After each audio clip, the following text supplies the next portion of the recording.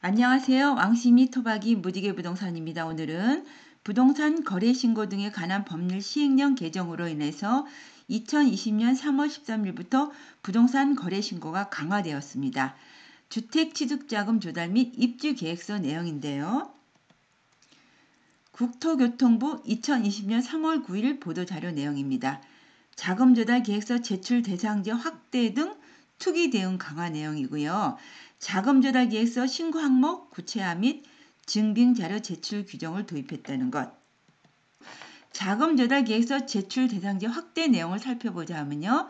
투기 과열지구에서 기존에는 3억 원 이상 주택 구입 시에만 자금 조달 계획서를 제출하였으나 변경된 지역을 살펴보자면 조정 대상 지역 3억 원 이상 주택 구입 시와 비규제 지역 6억 원 이상 주택 구입 시에도 자금 조달 계획서를 제출해야 된다는 것이 변경되었습니다.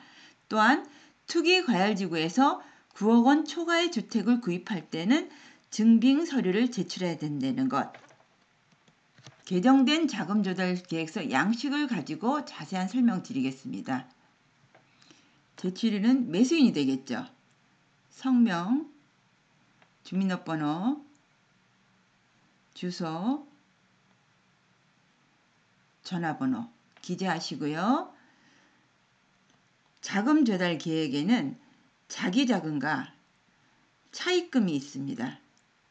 자기 자금을 살펴보자면 이번 금융기관 예금액, 예금 잔액 증명서로 증빙 자료를 제출하면 되겠습니다. 3번 주식 채권 매각 대금은 주식 거래 내역서와 잔고 증명서로 증빙 자료를 제출하면 되고요. 4번 증여 상속 내용은요.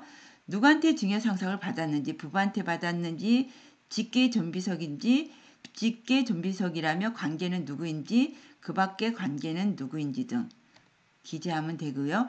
증여 상속의 증빙 자료는요. 증여 상속세 신고서 납세 증명서로 증빙 자료를 제출하면 되겠습니다. 5번 현금 등 그 밖의 자금은요. 보유 현금이 얼마인지, 그 밖의 자산이라면 어떤 종류의 자산이었는지, 현금 등 그 밖의 자금의 증빙 서류는요. 소득 금액 증명원과 근로소득 원천 징수 영수증으로 소득 증빙 서류로 제출하면 되겠습니다. 또한 부동산 처분 대금은요. 부동산 매매 계약서와 부동산 임대차 계약서로 증빙 자료를 제출하면 되겠습니다. 7번의 소개액은요.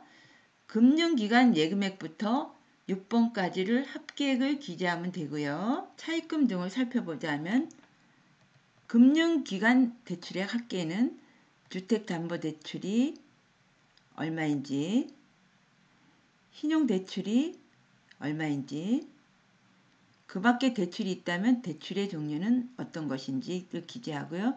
세 가지 합행금액을 여기다가 기재하면 되겠습니다. 금융기관 대출의 합계액은 금융거래 확인서, 부채증명서, 금융기관 대출 신청서로 증빙 자료를 제출하면 되겠습니다. 주택담보대출이 있는 경우에만 기재하는 란인데요. 기존 주택 보유 여부, 미보유면 미보유, 보유면 보유. 보유했다면 몇 건인지 기재하면 되겠습니다. 9번 임대보증금 등 부동산 임대차 계약서로 증빙 자료를 제출하면 되고요. 회사 지원금 사채 등은 금전 차용을 증빙할 수 있는 서류로 제출하면 되겠습니다.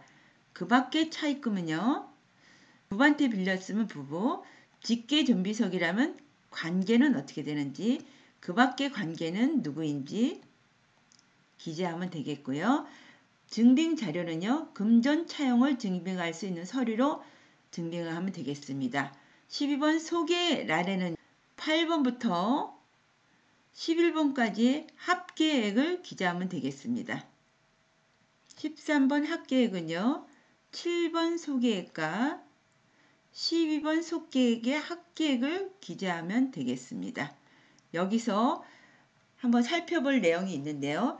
부동산 처분 대금과 금융기관 대출의 합계액이 자금조달 계획서 제출 시점에서 부동산 매매 계약이 아직 체결되지 않았거나 금융기관 대출 신청이 이루어지지 않는 등 증빙 자료가 존재하지 않는 경우에는 자금 조달 계획서 항목에는 기재하고 증빙 자료는 제출하지 않을 수 있다고도 합니다.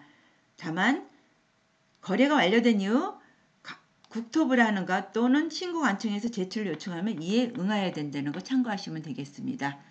조달 자금 지급 방식을 살펴보자면 총 거래 금액, 합계액을 기재하면 되겠죠.